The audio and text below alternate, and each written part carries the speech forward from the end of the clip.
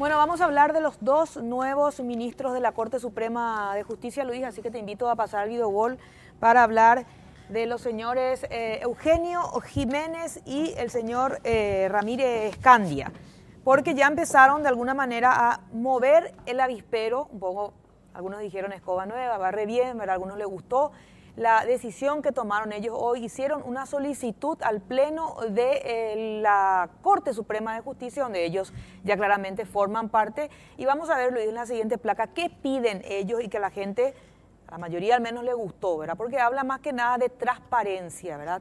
Ellos, lo más importante entre los 4 pedidos que hacen estos nuevos ministros, Eugenio Jiménez y Manuel Ramírez Candia, es, por ejemplo, hacer públicas las reuniones de las plenarias de la Corte Suprema, ¿verdad? Lo que implica la transmisión. Ellos ponen eso en su pedido, ¿verdad? En vivo a través de TV Justicia, que es un canal del Poder Judicial, sí, ¿verdad? O sea, salvo las que tengan que ver con cuestión de seguridad interna del país, ¿verdad? Entonces, ellos solicitan esto y dicen por cuál vía la gente debe mirar esto, porque recordemos, Luis, que hasta ahora las reuniones, las plenarias de la Corte Suprema son privadas, igual que en su momento como fueron las reuniones del jurado de enjuiciamiento de magistrados y servía de garrote, ¿verdad? Para fiscales, para jueces y abogados, ¿verdad?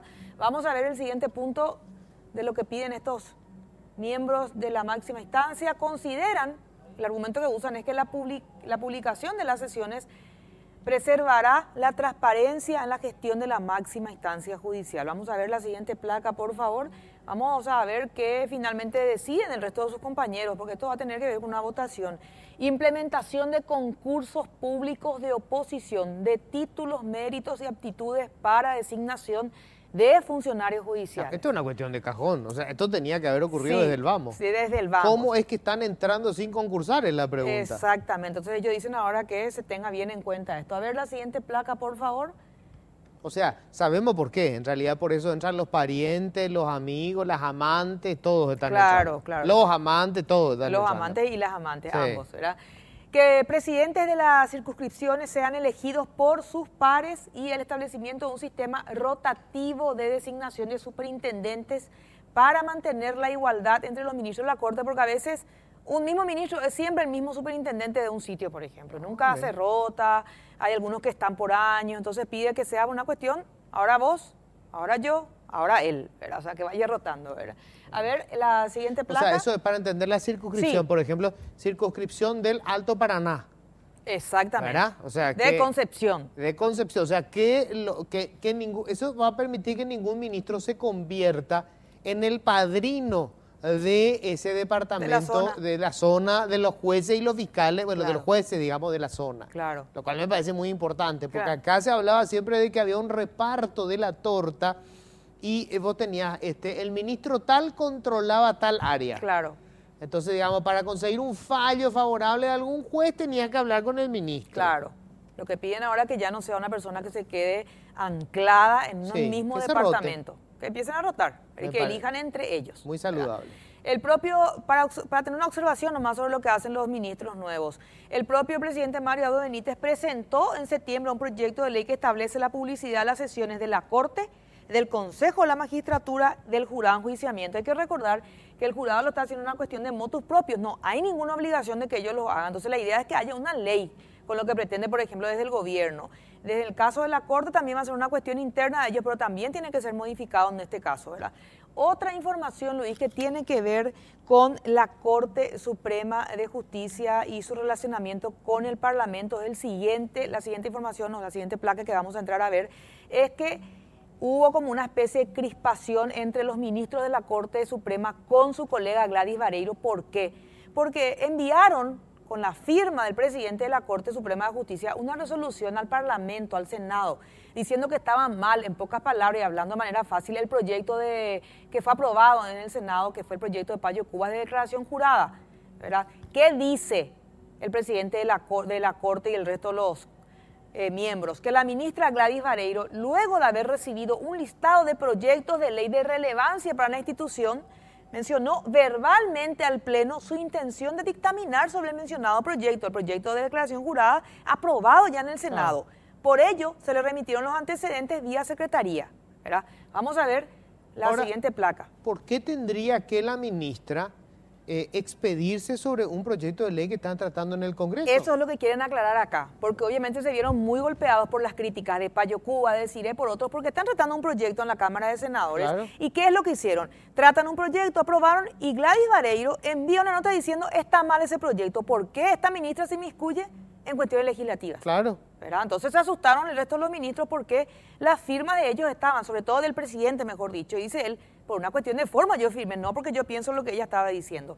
Posteriormente, dice, el dictamen que lleva la firma la ministra Vareiro fue incluido en la sesión del 2 de octubre a pedido de la misma y el Pleno resolvió la remisión del referido dictamen sin que ello refleje la opinión de los demás ministros sobre el contenido del documento, ¿verdad?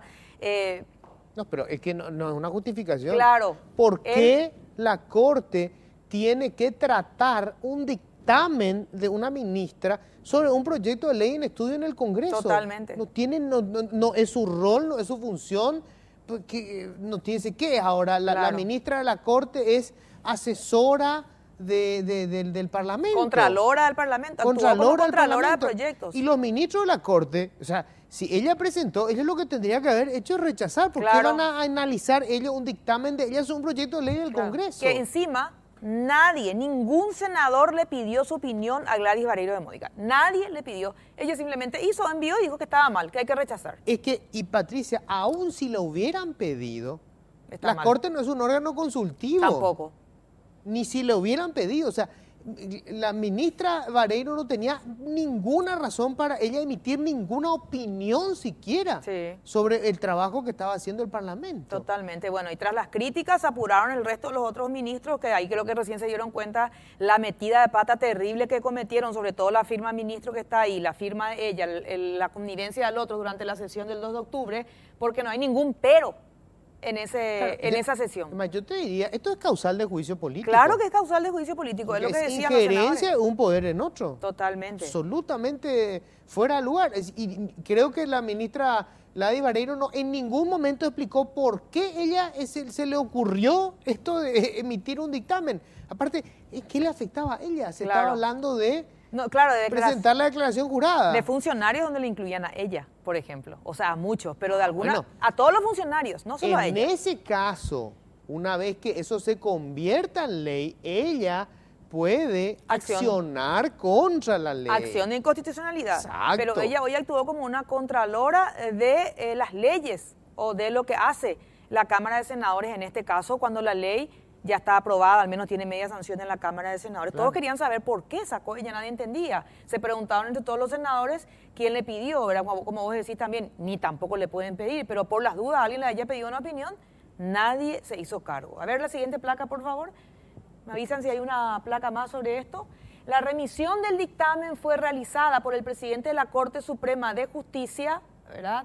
En atención al inciso D, dice, del artículo 6 de la ley que organiza la Corte Suprema de Justicia, donde dice suscribir la documentación relativa a sus funciones y la correspondencia oficial. ¿Qué hizo? ¿De ¿verdad? Cartero? Y en pocas palabras hizo de cartero. La ministra Vareiro. Imagínate que si Vareiro tiraba una resolución donde ofendía a todos los senadores, él iba a firmar de igual manera, por más que ella haya escrito algo que realmente no debería. Él firmó porque después va a dice que es salir legal. con la frase no maten al mensajero. Exactamente. Así que vamos a ver cómo sigue la situación porque es juicio, o sea, causal de juicio político lo que hizo la ministra de la Corte Suprema de Justicia. Y lo que hizo el presidente de la Corte también. Por él haber no tenía firmado. por qué remitir, firmó, además firmó. Claro. Tenía por qué decir, no, pero no es mi opinión, yo firmé nomás. Claro. ¿Cómo va a firmar un semejante documento? Es así que novedades de la Corte Suprema de Justicia al día de hoy sobre este tema y sobre el pedido que hacen los nuevos